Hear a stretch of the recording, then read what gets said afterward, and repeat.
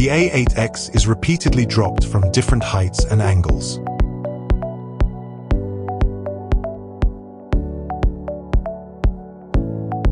No serious damage or deformation was found after testing.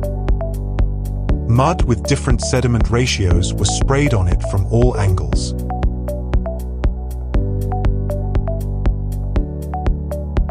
Directly wash the body to quickly clean internal and external mud.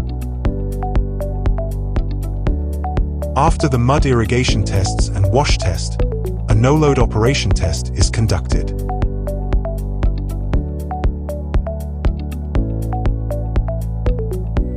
The propulsion system was found to be operating normally during the test.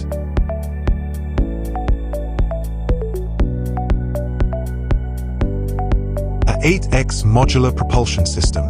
After rigorous testing, it continues to operate stably and reliably. This validates its stability under extreme conditions.